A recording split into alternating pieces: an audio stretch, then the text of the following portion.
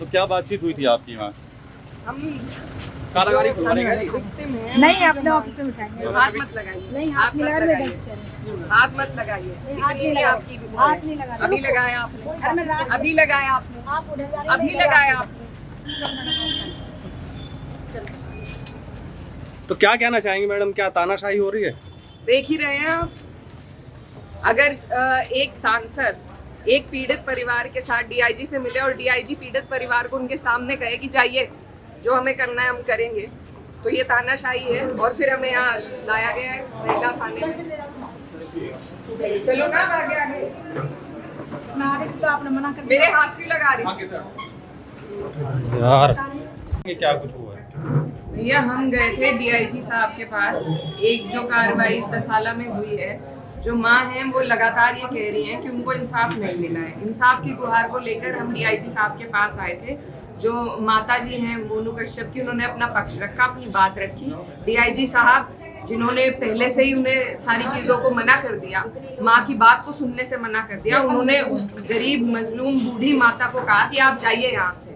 मैं उनके साथ गई थी, मुझसे वो बर्दाश्त नहीं हुआ और फिर डीआईजी साहब वहाँ से खुद उठकर चले गए। तो हम बाहर आए, हम बाहर आकर दोबारा एक एप्लीकेशन बनाने की योजना में थे, बात कर रहे थे। तो ये सब हम पे चढ़े पुलिस वाले कि यहाँ पे हंगामा मत कीजिए। हम पार्किंग में थे, हम सड़क पे नहीं थे।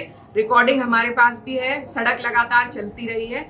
अब सड़क की ट्रैफिक की बुनियाद पे ये मुझे यहाँ पर महिला थाने में लेकर आए हैं, तो ये सरासर तानाशाही है। और सिर्फ ये जो भाजपा के लोग हैं उनके लिए पुलिस वाले काम कर रहे हैं अब साफ तौर से।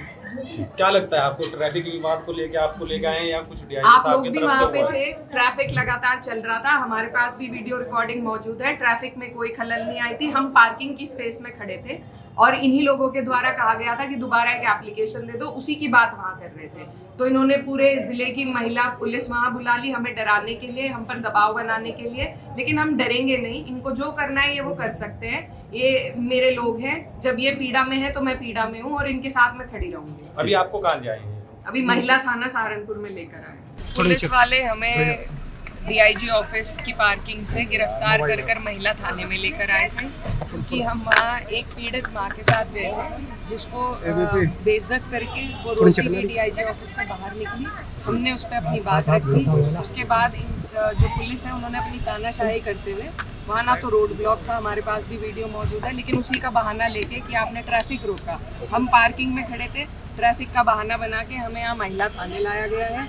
यही सब ड्रामेबाजी चल रही है। इंसाफ किसी को इन्हें देना नहीं है, किसी की गुहार इन्हें सुननी नहीं है। अगर वो महिला जो बेचारी गरीब है, बुजुर्ग है, अगर उसकी बात अधिकारी सुन लेते तो शायद उन्हें मेरी या और किसी अन्य नेता की ज़रूरत भी नहीं थी। लेकिन ये किसी की बात सुनने को तैयार नहीं है, किसी की पीड़ा समझने को तैयार नहीं है। वो महिला कोई छोटे केस में नहीं आई थी, उनके बेटे को बेरहमी से मारा गया है। उस सिलसिले में वो अपनी जांच से संतुष्ट नहीं थी, इसलिए डीआईजी साहब के पास आई थी। उनको बेइज्जत करके वो महिला रोती हुई बुजुर्ग महिला वो उस ऑफिस से निकली है। उसके बाद मैंने अपना विरोध जताया और फिर हमारे साथ ये दबाव बनाने के लिए हमें ये थाने ले। अच्छा मैडम, वो महिला कहाँ की रहने वाली थी मैडम? वो दसाले गांव की रहने वाली है, शामली ज़िले में पड़ता है। पिछले अगर आप फॉलो कर रहे होंगे, उनके बेटे की हत्या हुई थी, उस सिलसिले में, उसकी जांच के सिलसिले में हम इनसे मिलने आए थे। लेकिन उनको कोई उनके लिए कोई हमदर्दी इस प्रशासन में मौजूद नहीं। अच्छा आपने आपकी सुनी बात?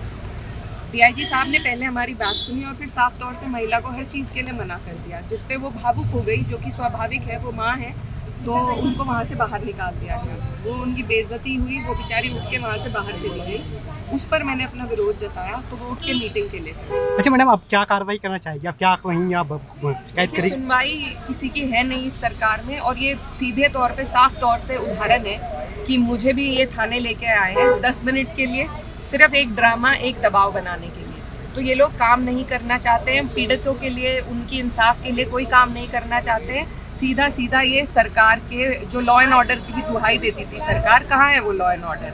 हम मेरे ही जिले में कितनी हत्याएं हो चुकी है, शामली जिले में। सांसद हैं आपके साथ जो हुआ, आप इसकी बात बताइए। जी नहीं, मेरे साथ जो हुआ वो प्राथमिकता नहीं है मेरी। जो उस बूढ़ी बुजुर्ग महिला के साथ हुआ है वो मेरा अपमान है।